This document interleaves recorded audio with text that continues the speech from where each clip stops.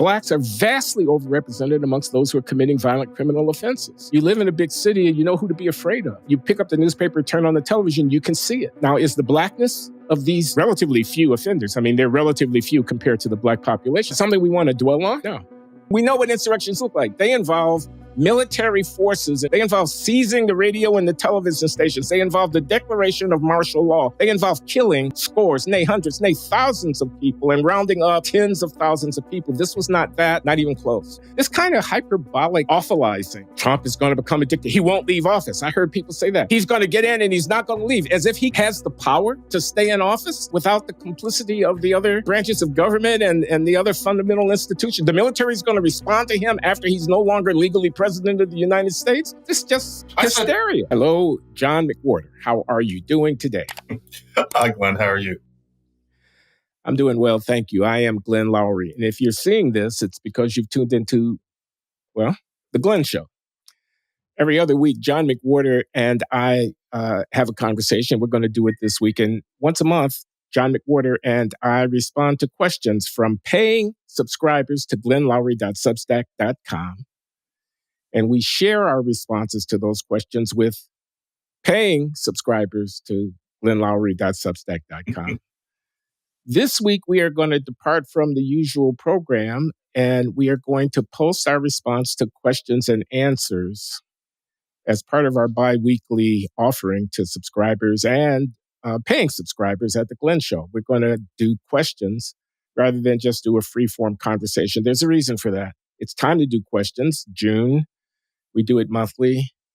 We don't have a whole lot of time today for our respective scheduling demands, and we think it would be much more interesting to respond to some of the provocative questions than to just ramble on about this or that. So let me introduce us properly. I'm Glenn Loury. I teach at Brown University. I'm John Paulson Senior Fellow at the Manhattan Institute, and the Manhattan Institute generously sponsors The Glenn Show, for which we are grateful. And I'm with John McWhorter, my conversation partner, who teaches at Columbia University and who writes regularly for the New York Times.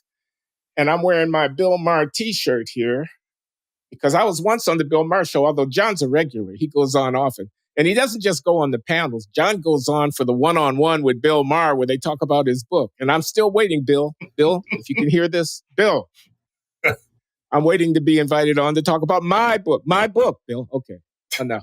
That's fair. That is fair. So you like the questions this month, John, or what? Yeah, these are things that I am happy to answer. And so, yeah, especially, this idea that I have Trump derangement syndrome. Let's have at it. I've been seeing that on social media lately, and I'm not getting it. So, yeah, let's start with that one. By the way, I think I'm doing Maher again in August. Oh, are you? Good. Yeah. On pronouns? No, pronouns isn't out until the spring. It's going to be my roughly yearly go-round. I love being on that show. As you know, it's fun. It's a fun show. Yeah, it is fun. Okay. Hello, professors. It's Joe. I first wrote you a question in December 2023 regarding the 2020 election. I hope all is well and that Professor Loury's recovery from surgery is proceeding smoothly. It is. I remain a big fan. As I continue to enjoy your weekly discussions, have heard your views on a set of complicated topics, I'm compelled to follow up. The initial question was, quote, even if we don't necessarily love the word stolen, are you sure you want to do this, John?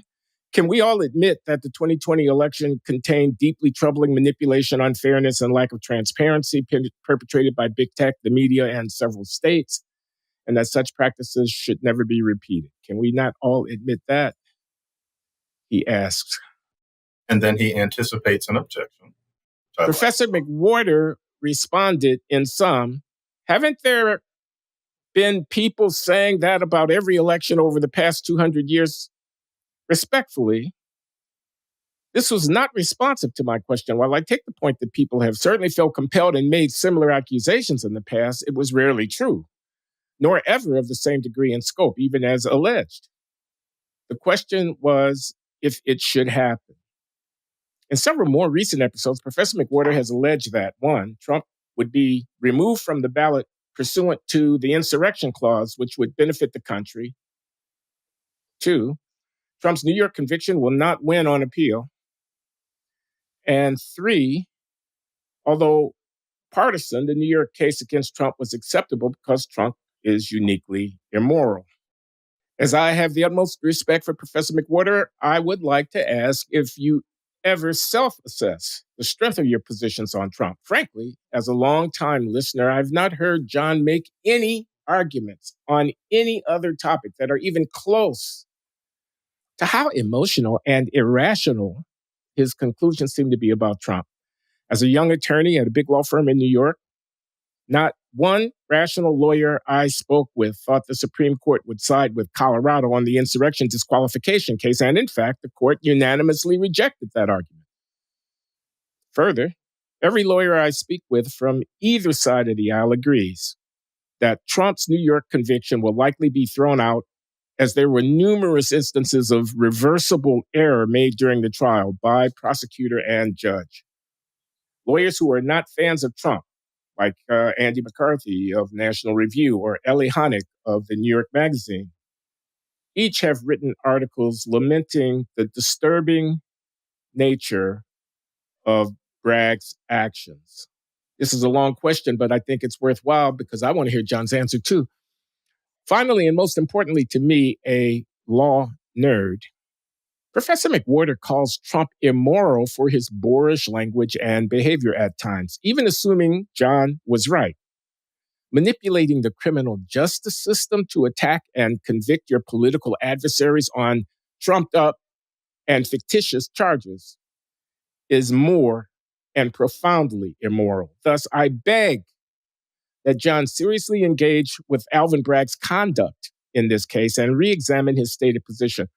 While I agree that Trump's language and tactics are boorish at times, it's not fair to claim that he incited an insurrection or that an insurrection even occurred, as he left office peacefully as scheduled.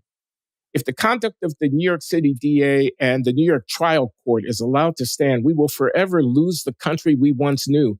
And when revenge is predictably and logically sought against Democratic politicians tenfold, as nobody is above the law, don't be surprised when half the country cheers it on. Let justice be done, though the heavens fall. He has the Latin phrase, which I don't know how to pronounce, so I'm just going to give the translation. And that is Joe's question for John. Well, John. there's a lot there, and I don't want to use that phrase as an excuse not to respond to all of Joe's points, but I'm going to indulge in the exercise of trying to be as concise as possible. And so, for example, on the insurrection, I'm open to a legal interpretation that it wasn't one. But I think that here in the real world, it's clear that Trump wanted to interrupt the transfer of power. And if it had happened, he would not have stopped it. He would have been happy. That's what he wanted. That is absolutely appalling conduct from somebody who is responsible for this nation or any of them. As I said about Alvin Bragg, yes, it's clearly a partisan act. Alvin Bragg wants to get him. He's been trying to do it for a long time. And what I said was that I'm sure that he would even admit it later in his life. But because I think Trump is such an extraordinary phenomenon, I would be happy if what Bragg did, despite it being partisan, made it so that Trump couldn't run the country anymore. Now, voting irregularities, I am sincerely not aware that there were more of them last time than there have been in many other elections. If I'm mistaken on that, then I fold. But my impression was that it was pretty much the usual, and that therefore the idea that something wrong had been done, that there was some kind of major malfeasance that merited these irregular kinds of interruptions. I'm just not aware, and I don't think I'm alone in that. And then finally, Joe, I think one thing that you misunderstand, my issue with Trump isn't that he's a bad man. It's not that he's immoral. It's not that he's a pig. It's not that he's a casual racist. It's not that he's nasty to women. That's not the issue. Frankly, plenty of presidents have been a lot of those things, if not all of them. My problem with Trump is that he is a megalomaniacal moron without any sense of moral compass when it comes to, for example, running a country, acting with people who are running other countries. So it's not just that I wouldn't want to have him over for dinner. It's that he's a gorilla. He's somebody who has no business in any position of authority when it comes to government. He can't pay attention. He's not interested in learning things. It's all about him, etc. So I think that he is perhaps the least qualified person to be running the United States who's ever been put in a position. The only reason that he's in that position is because of the nature of social media and technology, not to mention that we're in one of those waves in United States history where there are a large number of people who are susceptible to someone saying, we're going to change everything and bring the country back to you. That happens, but now it's happened with social media. And so Trump has a certain charisma. And as a result, this 5-year-old ends up running the country not once, but twice. So it's not that he's immoral. It's not that he's Archie Bunker. Archie Bunker. How does a 5-year-old take over a national political party, get himself twice, 3 times nominated for the highest office in the land, carry on the responsibilities of that office for 4 years without the sky falling, and raise scores, nay, hundreds of millions of dollars, dominate the political discussion of the most powerful country in the history of the world? John?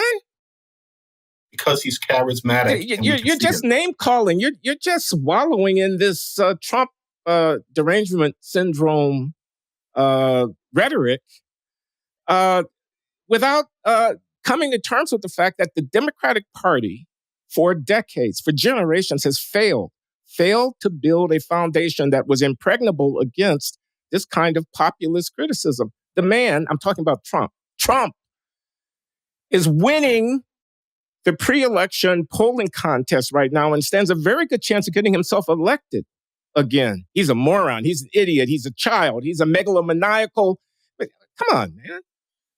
I mean, cut the malarkey, as Joe Biden would say. Besides, you didn't answer the question with all due respect. He said it's immoral to subvert the law, which you acknowledge is being done in order to keep somebody whom you cannot beat at the polls from being able to win an election. That undercuts and debases the currency of American political institutions. And you're for it because you think this guy is an idiot, the guy that more of your countrymen than not stand ready to elect to be their leader?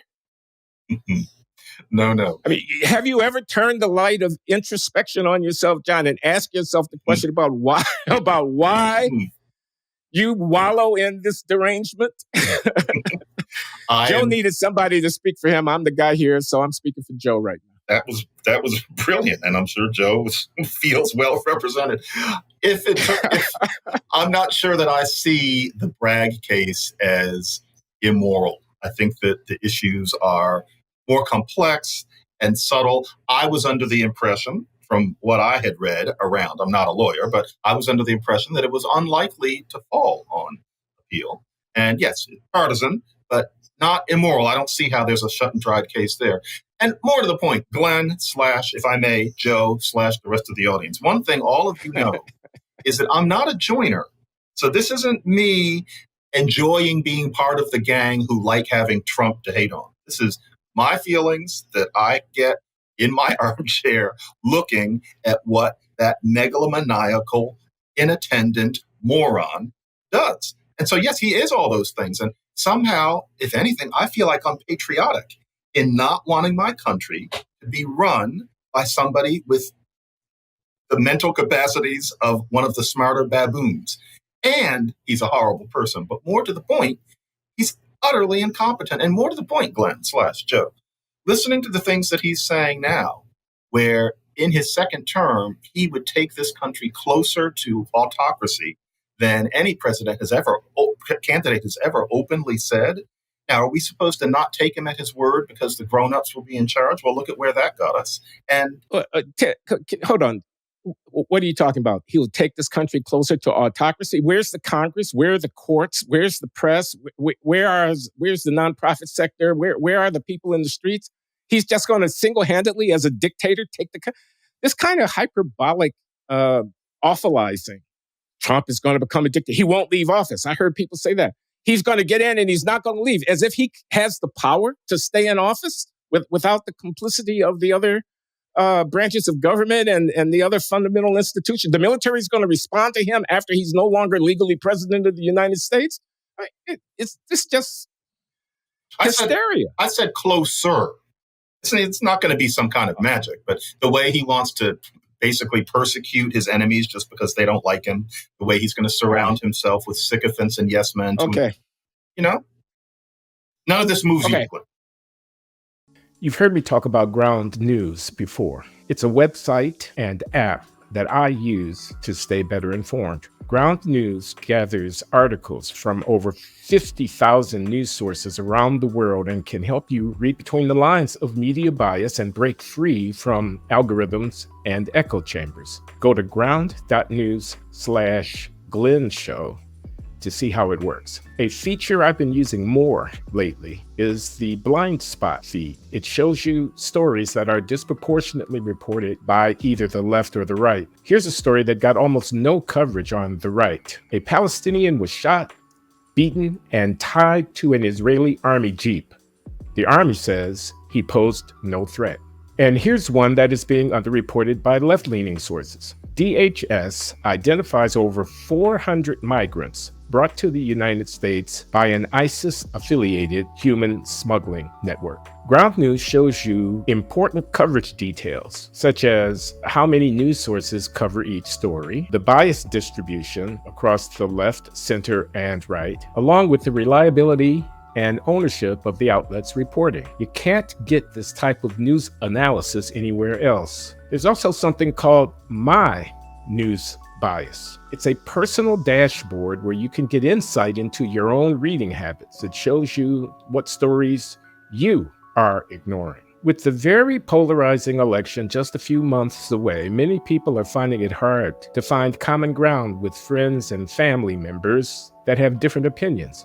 Even in this very episode, you will hear John and I struggle a bit with each other. If you want a constructive dialogue with those you disagree with, Ground News will be a great help. Anybody who uses my link to subscribe will get 40% off their unlimited access Vantage plan, the same plan I use. So go to ground.news/Glenn Show or click the link in the video description to get Ground News for just $5 per month. I hope you'll join me in supporting an independent platform trying to bring facts, transparency, and trust back to the news. Shall we move on? Well, there's one other thing. One quick other thing. I have taken a great deal of heat for saying or implying that I wish somebody would kill Donald Trump. And that is exactly what I was implying. It was irresponsible. That is what you were implying. Yeah. Oh, yeah. I said it. And it was irresponsible of me to say that in a public space. I really shouldn't have said it here. Now, I already did. And so, I have to own it. I did say it. Somebody has asked, do you say that in private? And yes, I have said it often. And I have only halfway been kidding. And I'm going to say it again. Yes. And it is a smaller side of me. I should not wish for another person to suffer, even if it's a hideous pig of a man like him. It's not the Quaker way. There's a Quaker history in my background. It is the smaller side of me. However, well, I was just going to say, I should not have said that in a public space. I feel like Julianne Malveaux, the economist, famously said about Clarence Thomas that she hoped that his wife put a lot of fat in his fed him a lot of fried chicken so that he would die. And that's always so his arteries got clogged with cholesterol and that he would have a stroke or a heart attack. Yeah, that was most certainly her lowest moment. And now here I am doing the same thing. Now, frankly, she was saying that about Thomas because she thinks that he's not black properly. Whereas I think my reasons for wishing that somebody else would wind up running as the Republican candidate for president are maybe larger than that. I fear for my country, not that we're going to end up going to Mars, but I don't think he should be running things. But I should not have said that on this show, and I apologize. One of my lower moments.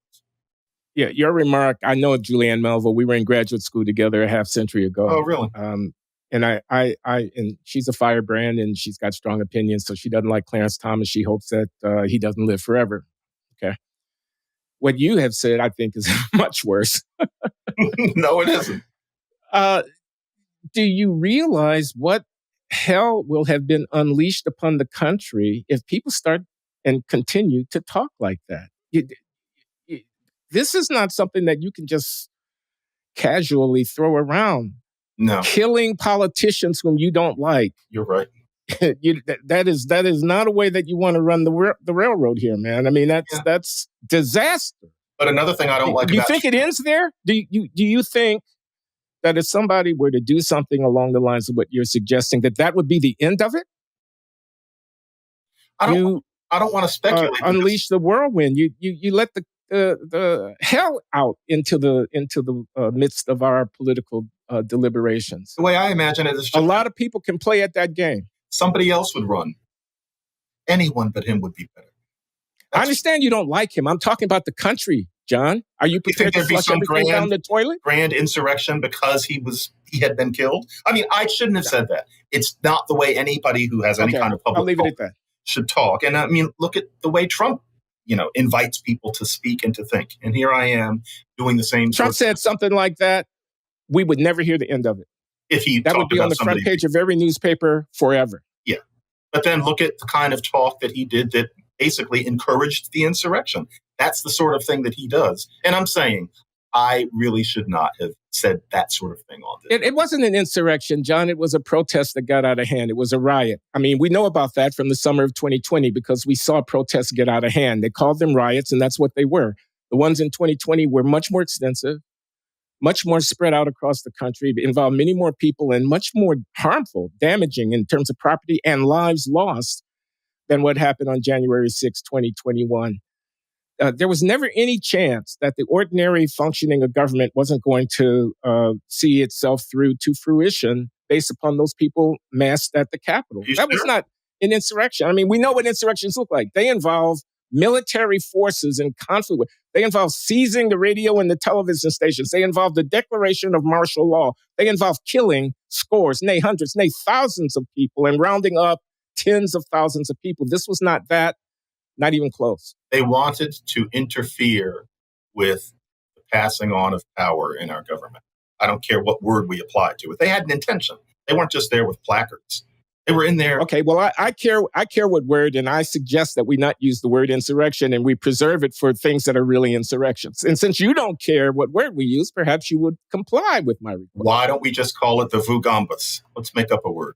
That Vugambas was absolutely intolerable and frightening.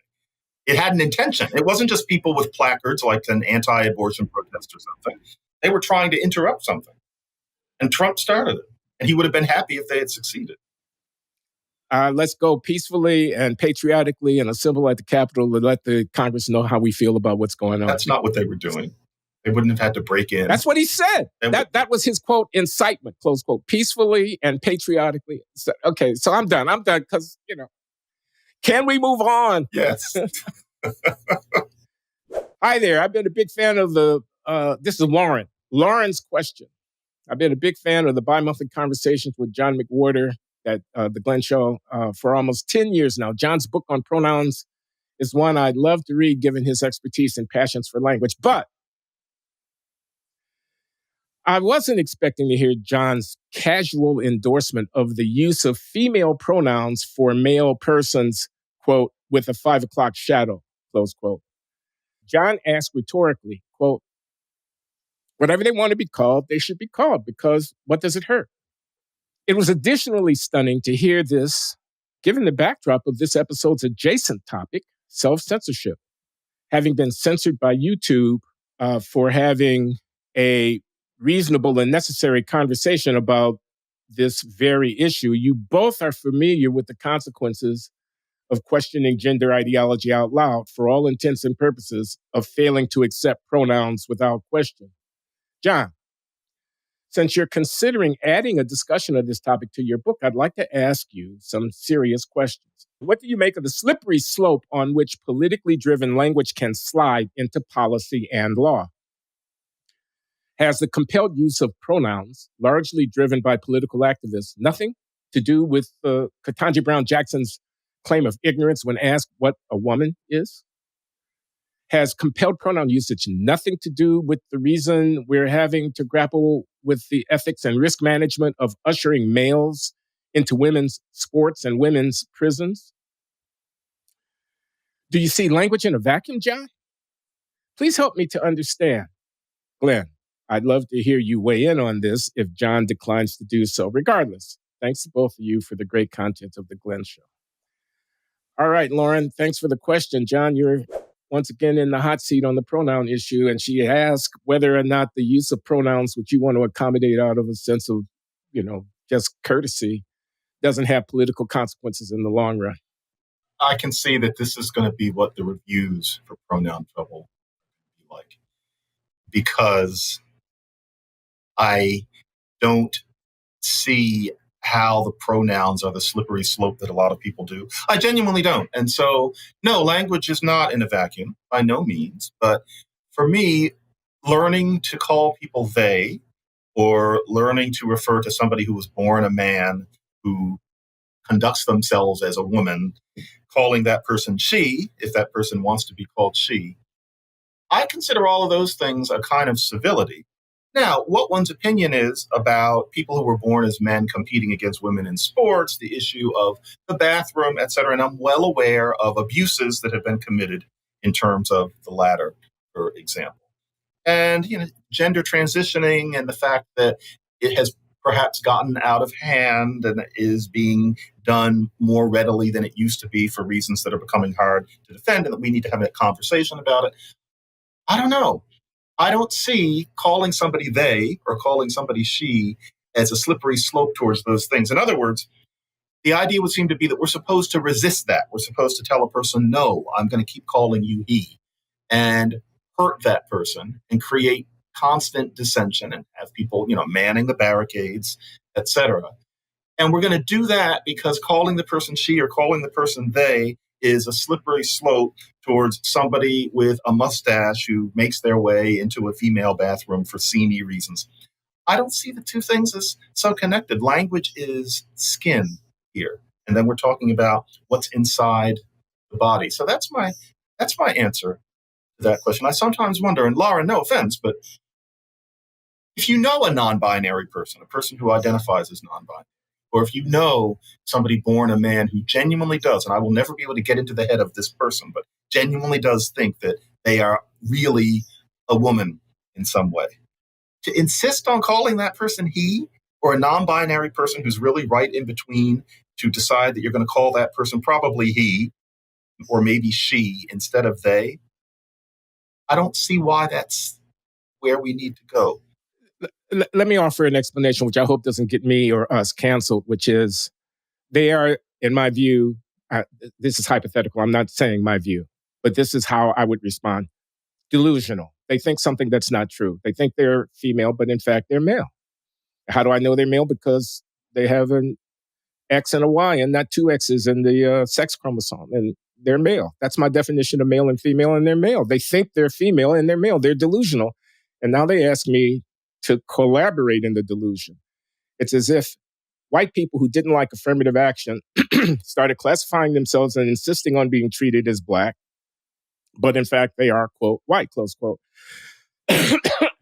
And my refusal to acknowledge their blackness as asserted is, in fact, an injury to them, which, can't be countenanced. And I'm going to be sanctioned for not acknowledging them as what they assert themselves to be, when in fact, I can see plainly that they are not what they assert themselves to be. It's a little bit like that. And if you insist on me acknowledging that they are what they're not plainly, in fact, being, then you ask me to collaborate in their delusion. And, I don't want to do that. First, because delusions are bad way to run a railroad operating on delusions. And second, because I'm a free agent and I don't have to be crazy just because you are. That's the answer. Not my answer, but the hypothetical answer I can imagine somebody like Lauren. Yeah, that's a common response. The idea is clearly that we're supposed to get beyond chromosomes. Nobody can deny that there is biologically a such thing as a man, a such thing as a woman. Nobody should deny that cases of intersex are extremely rare. Obviously, male and female are biological categories. Straight there. But there are people who are saying that a civilized and advanced way of looking at things is that the chromosomes are not the end of the story and that identity soars above those things. I am not comfortable saying that those people are delusional. I mean, obviously, we're at a point where many, many more people are making that kind of assertion than used to, but I'm not in a position to say that I'm basically giving assent to their quote unquote craziness. And I would hope that people who are having problems with these new developments would understand that just the X and Y chromosomes isn't an argument. It's almost a willful oversimplification of something that obviously is more interesting and, frankly, just as real as that elementary distinction. This stuff is hard. And so, for example, the person I mentioned with the 5 o'clock shadow wearing the dress, who clearly was born a man, and this person is a she, I can't put myself in that person's head.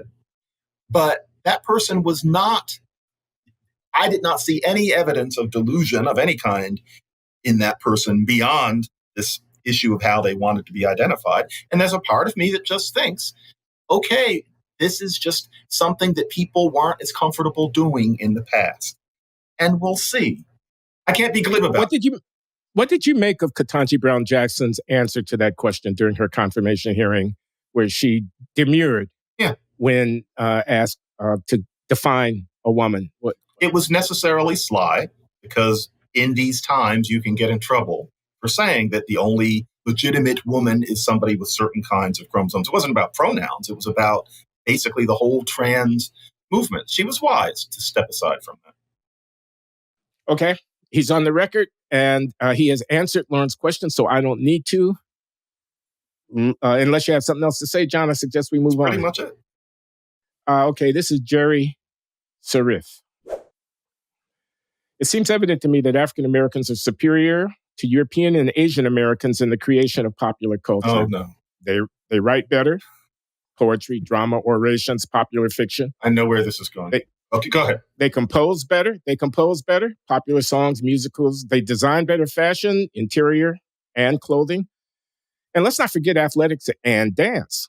However, they still lag in academic pursuits such as science, math, medicine, and law.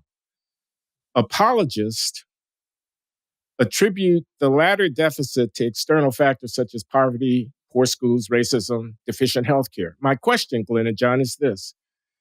If these factors explain why Blacks do poorly in academic fields, according to the apologists, why do Blacks excel in popular culture where the same factors prevail? Does this not prove that the gaps in academic performance are not due to these external factors? Glenn, you do that. I don't think it proves it, because these are very different things. It could be true that structural and opportunity factors and tacit discrimination and implicit bias are, as a matter of fact, operative in the world of finance or in the STEM disciplines. It could be true, or in business, and that those factors are less operative in competitive athletics or in the arts. It could be true, and therefore it might be that one explanation is more appropriate to explaining the disparities in one area than in the other. That certainly is a logical matter as possible. So I don't think it proves anything. But I do think it raises some questions. What, in fact, are the limits on African-American possibility and opportunity in the society? And do not the existence of an Oprah Winfrey or a LeBron James or a Kendrick Lamar or et cetera, demonstrate that the possibilities in front of African Americans are greater than those who dwell on systemic racism suggest that they are. And I think that that's the case.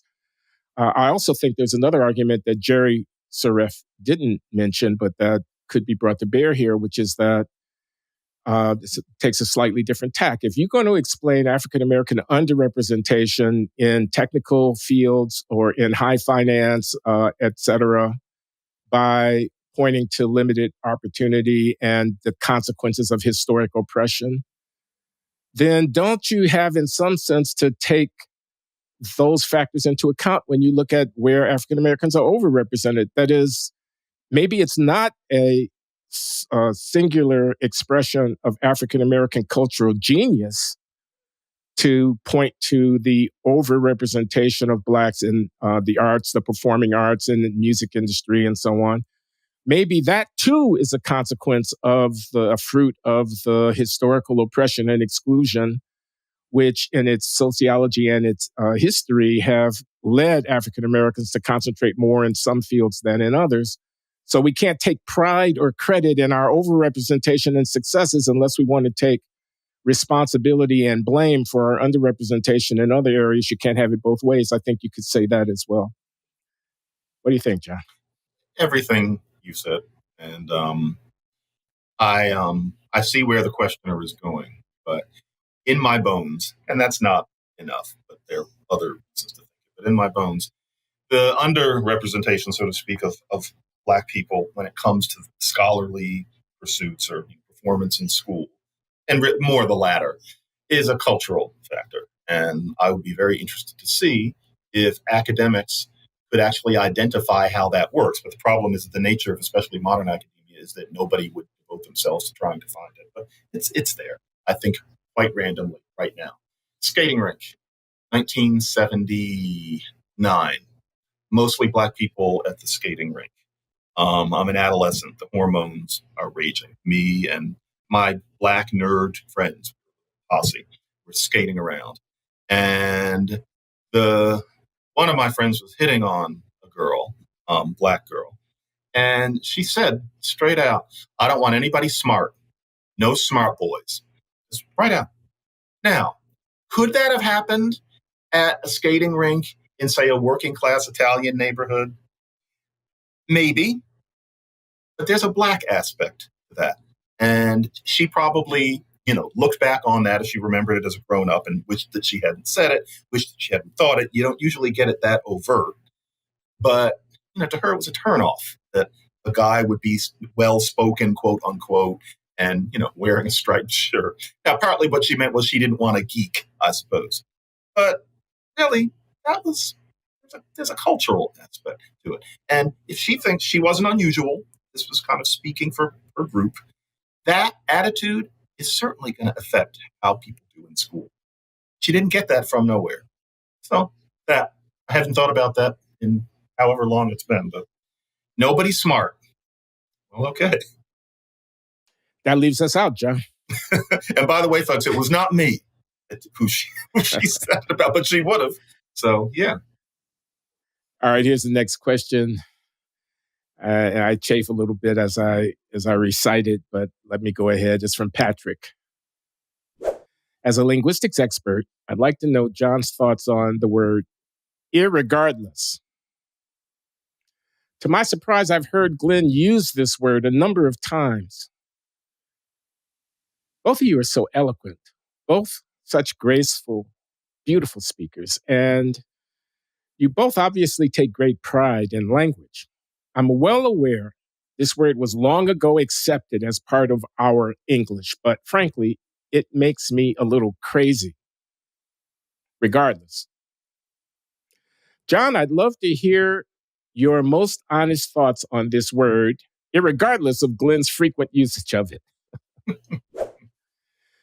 So, John, you should respond to that, but let me just say, in the first instance, I plead guilty. I have used the word. I'm not going to defend the use of the word or anything like that, except to say if I used it, it must be because it has subliminally insinuated itself into my consciousness, undoubtedly from my childhood. And I think I know what it means. And I think I know what people think I mean when I use it.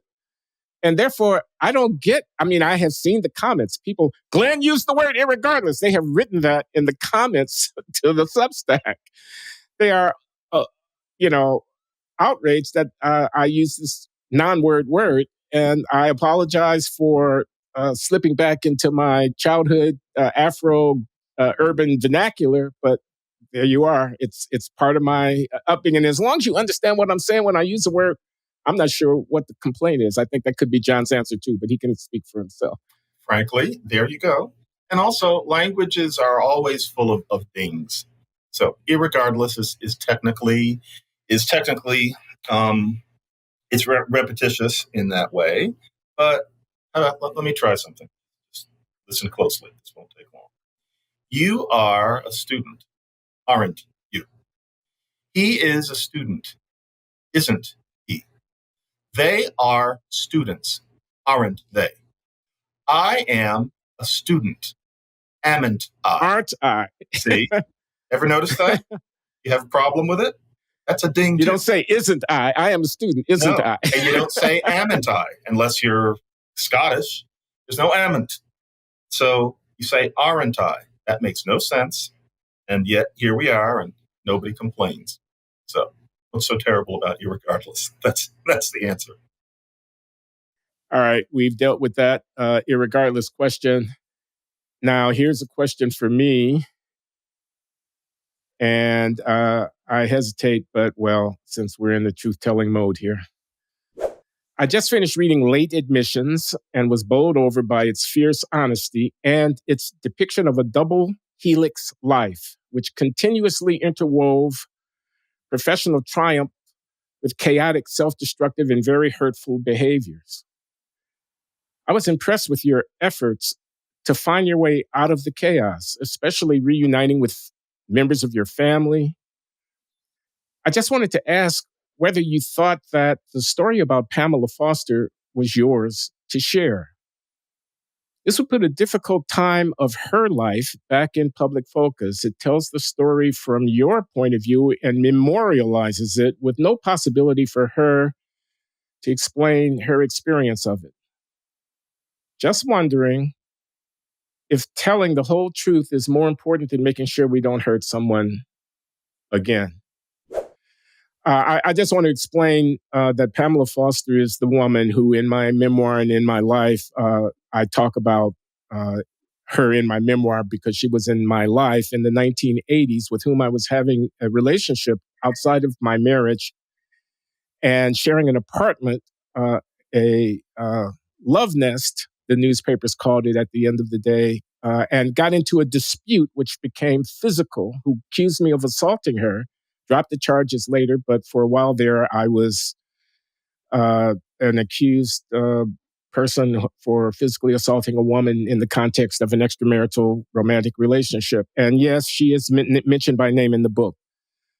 I used her name and not the names of any of the other individuals with whom I had various kinds of romantic relationships because her name was already a public fact, because that event had been reported extensively in the press. And so I didn't feel that in using her name, I was doing anything to violate her privacy, since it was a absolutely known and easily ascertained fact as to who this person was.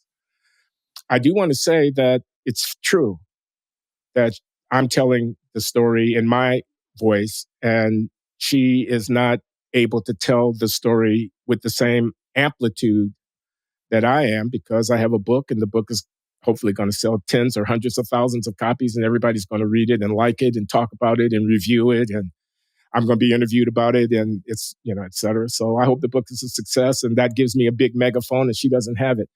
I will say that I have had private correspondence with Pamela Foster. I've shared with her pre-publication a draft of the book, and that she has had an opportunity to express to me her feelings about not having a voice. And I regret that. There's nothing really that I can do about that, but she's free to speak for herself at any time.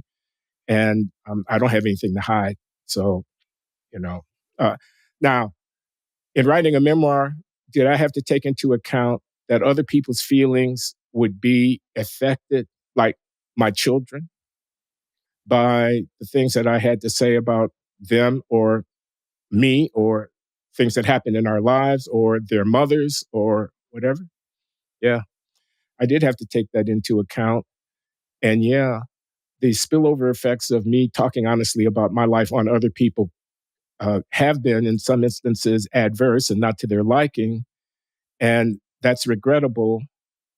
But I made the call that this was the story that I was telling about my life, and that I wasn't going to allow my concerns. I did I tell everything? No. Was there editing with an eye toward how would this impact somebody else? Yes, there was. Maybe it doesn't show because the book is very candid and what is told is extensive and often unflattering to myself and to others. But, we're in the it's in the nature of the case that you're talking about your life. That's gonna happen. So I made the calls. I laid it out there. I'm prepared to live with the consequences. I regret adverse effects on others, but it was my life that I was talking about. So I, felt like I have the entitlement and the right to talk about it. That was my response to that question, which was directed at me. I didn't know you interviewed Richard Dawkins. This is a question from Scott Alex. Mm. And I gather it's directed for you, John. 2 questions for Mr. McWhorter. John's recent interview with Richard Dawkins on linguistics was very insightful. 2 questions for Mr. McWhorter. First, does language structure impact character or a society in any way? And if so, what is the impact of the flexibility to put the verb at the end of a sentence, as in German? And the second question, new English words seem to be the result of adding prepositions upturn, uptick, downtrodden, etc. Do you wish English went the German way and started to combine substantive words to create new complex meanings? Weltschmerz, Fernweh. English now has space-time. Should we have more? So those are 2 linguistic questions for the man who interviewed Richard Dawkins on linguistics. No, man. No, other way around. He interviewed me, but I was honored. That's even more impressive. He's a major hero of mine. His books on his work on evolution taught me how to think about not only biology but language. But in answer to those 2 questions, the first one, none. It's a neat idea that German word order would mean that German people are different. But the idea that the structure of your language creates a different worldview has been vastly, vastly oversold. And one way of getting a sense of that whole issue is a little book I wrote called The Language Hoax about 10 years ago. And then as far as English and how it puts words together and whether we need to put nouns together, remember there's a difference between writing and speech. And so if German has Fernweh, well, we put our nouns together too, but we just tend not to spell them together. Now we have things like blackboard, etc., and cupboard, which is cupboard. But for example, we'll say repeat stress syndrome. Now in German, that would all be one word, whereas in English, we write it as 3. But frankly, in a way, we're saying one word. And I have even heard people say not repeat stress syndrome, but Pete stress. Pete stress. It's been said so much that they're just saying Pete stress, and you have to listen closely. That's a word. That's a compound. So a lot of what you're seeing as the difference between German and English is that German likes to write the words together, whereas in English, we're less inclined to do it, although we do it. So that's the answer to that question. Barn began, believe it or not, as barley arn. And arn was a building. If you say barley yarn over and over again, then you say barn. So English does do it. Sometimes you can't tell because so much time has gone by. But a lot of that is just a matter of orthography. All right. There is the linguist giving a definitive response to the question. John, I wonder if we couldn't conclude with an extended discussion of this last question by Jakon, Jakon Joi, Joi. It's going to take me a little bit of time to read the question because it goes into some background, but it's quite moving, and I think it behooves us to consider it. So with your forbearance, I'm going to read the question. I apologize for reposting this question from last month when I fear I may have posted it too late to be considered. My white dad bought a house in a working class neighborhood in the South 40 years ago. Though we only lived there for a short period of time, choosing, as many did in the face of skyrocketing crime rates, to move to a white flight suburb, my dad kept it as a rental property for the rest of his life. Over the years, the composition of the neighborhood evolved from white working class to black working class to a blighted area. Nevertheless, Dad stuck around. Although he always treated his renters fairly, they did not always afford him the same courtesy. As the neighborhood deteriorated, the renters became more delinquent, paying later, leaving the house in worse disrepair when they departed. When the house was vacant, all manner of mischief ensued. One neighbor ran water hoses from the tap on the back of the property to use water on my dad's dime. There were break-ins and vandalism. Still, Dad persisted, visiting frequently to repair damage and ready the house for the next tenants. Oftentimes, when making repairs, he would try to mentor the young boys roaming the streets, offering them some spending money to help him rake leaves or carry supplies in from the truck. He was not a slumlord. The house was by far the best maintained on the street. The sensible members of that community loved and valued my dad, and he loved them in return. He seemed at times to be fighting a losing battle to rehabilitate the neighborhood we had abandoned. Things reached a nadir during COVID with the double whammy of government policies that allowed his renters to quit paying rent, quit paying rent altogether, while depriving him of any legal recourse, coupled with a new crime wave ushered in by the retreat of the police amid the Black Lives Matter social movement.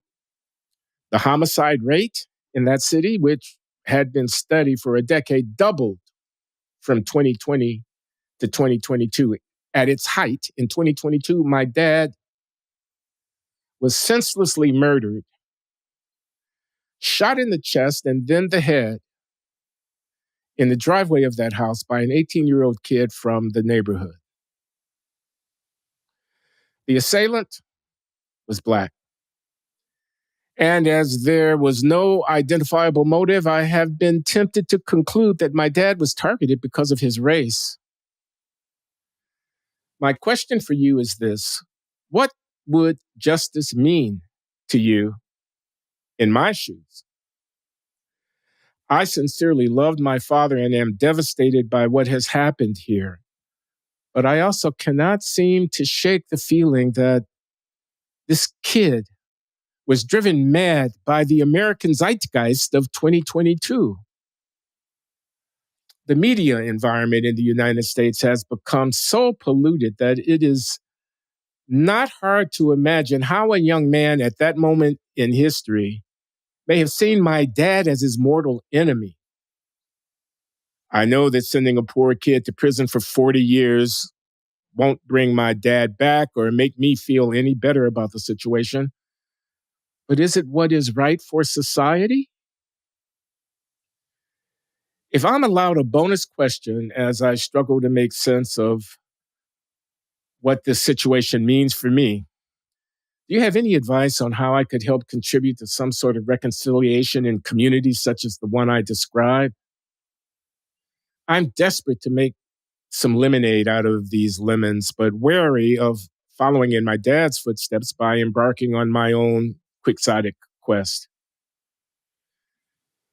Should you choose to address my question, I sincerely thank you in advance for your time and for all that you both do. Your podcast has been an invaluable resource to me as I have tried to educate myself over the past 2 years. That from Jakon Joi, and I think I speak for John in saying that we deeply regret your loss and offer our condolences. Poignant, provocative, disturbing, moving kinds of issues that he brings up. Hard to know how to respond to that, John, but I offer you this opportunity. That is a senseless tragedy. My condolences are sincere.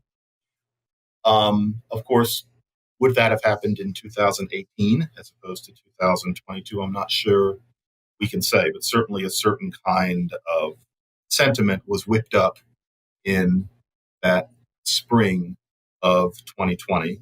And to the extent that we are beyond that era now, that was much less the case in 2022. What can you do about that kind of sentiment? That's really hard. You're talking about people who are living under relatively isolated circumstances, who are being whipped up by that sentiment by social media, which it's impossible to take any human being. And the question is what you do about that tribal sense of hostility against the white man. How do you fix it? And to tell you the truth, Jakon, I think that really there's a gradual kind of conversation that has to be had, a nationwide kind of dialogue, and not a deliberate one, but the kind of thing that Glenn and I try to foster, hoping that there are people who are listening, hoping people can realize that to not have that reflexive anti-white view, whether it's a poor person like that murderer or an educated person, that's not the only sensible and moral way to think as a Black person. And that, frankly, there's an extent to which all of us are being told to engage in a kind of play acting, which can get out of hand and make it so that somebody feels comfortable shooting a white person for no real reason. But these things are hard because the change only happens slowly. And there's an extent to which, this isn't a word I usually use, but segregation, whether it's self-willed or imposed by society, ends up creating those sorts of things. People understanding one another better by spending more time together helps. But no, that was a horrible thing. And you're right. You're not going to be able to fix it by rehabilitating some other house in that neighborhood. It's not the kind of thing that yields to single individuals' actions. It's about cultural mood. And how you change cultural mood is, to me, always fascinating, because cultural mood determines so much that the economy does not. It interests me. I'm not sure I have the answers. What do you think? He asked in the first instance, what is justice for him? He acknowledges that sending a teenager, assuming it was a teenager, to prison for 40 years, assuming a person was caught, convicted, and sentenced for a long time in prison, doesn't bring his father back, and it doesn't. By the way, putting him to death, if the death penalty were applicable and were applied in this case, wouldn't also bring his father back. Punishing the criminal can't be the sum, substance, and totality of justice. He asked, what can I do that's on a positive note, that's constructive? I don't want to be my dad and go back and try to rehabilitate houses in a neighborhood which is dangerous and falling apart. That seems like a fool's errand. But I want to be a part of the solution and not a part of the problem, to which I almost want to say, you're not the only person who is losing family members to gun violence. Many of the residents of that community are also losing family members to gun violence. Find them. Commiserate. Try to bond and be mutually supportive. There's a church basement somewhere in that neighborhood where people are gathered around. And if you're not a Christian, then find a mosque. And if you're not a Muslim, then find a temple. And if it's not that, then let it be a union hall or a community center where people are trying to support each other and share about their loss and grow and get to know what others are dealing with and try to make some real connections with real people who are grappling with this. I'm put in mind of the program that Bob Woodson runs at the Woodson Center in Washington, D.C. This is a community activist guy who's got grassroots affiliates all around the country. They call it Voices of Black Mothers United, and it's an effort of mothers who have lost children to gun violence in urban centers to support one another. And they're not just Black, although they say Voices of Black Mothers United, and they're not just mothers, they are survivors trying to support one another. That's one thing that I think of. Another thought that I have is he doesn't know if he was killed because he was white or not. No, often you don't know. It's not a crazy speculation that race had something to do with it, but often you don't know. And I almost want to say to Jakon Joi, welcome to the club. This is something that Black people deal with a lot. Things happen and you don't know whether it happened because you were Black or not. And you're never going to absolutely know. But yes, the climate of rhetoric, the anti-white aspect of the activism that underlay the Black Lives Matter movement and whatnot surely did poison the well. And yeah, the anti-police movement, I mean, this has been demonstrated. Guys like Roland Fryer, the statistical studies of the impact of pattern and practice investigations of police departments in cities around the country, which were triggered by public fury when a Black kid was killed by a white cop, showed that in those cities, the post-investigation trends in violent crime were deleterious, more violent crime than otherwise would have been expected in those cities, but for those pattern and practice investigations. And he explains this by saying, police, when they come under scrutiny, which they think is unfair, will react often by being less engaged in law enforcement activities, not following somebody down a blind alley, not responding to distress calls, gunshots heard, or whatever it might be. And the result of the police withdrawing from the intensity of their supervision is to allow for a greater degree of crime than otherwise would have taken place. There's evidence to that effect, and there's reason to think that the increase in crime in the city that you talk about, which you didn't name, had something to do with police reactions to the anti-police attitudes fostered by the Black Lives Matter movement. You could say that. A person could say that, yeah. So I wanted to credit that. Finally, I just repeat something I've been saying for a long time. We need to de-racialize the discussion about crime, policing, and violence in the country, because it's very unhealthy for us to have an overt condemnation of white criminality, police out of line, too abusive and violent in their conduct in interacting with Black men. On the one hand, an overt conversation about that racial dimension, but not having an overt conversation about something that everybody else can see, which is that Blacks are vastly overrepresented amongst those who are committing violent criminal offenses. You just look at the homicide statistics. Blacks are 1 in 8 of the population and 1 in 2 of the homicide perpetrators. I mean, you live in a big city and you know who to be afraid of. You pick up the newspaper, turn on the television, you can see it. Now, is the Blackness of these relatively few offenders, I mean, they're relatively few compared to the Black population. They do not characterize the Black population in this country, but it's true that they are overrepresented amongst those bad actors. Blacks are. Is that something we want to dwell on? No, I don't think so.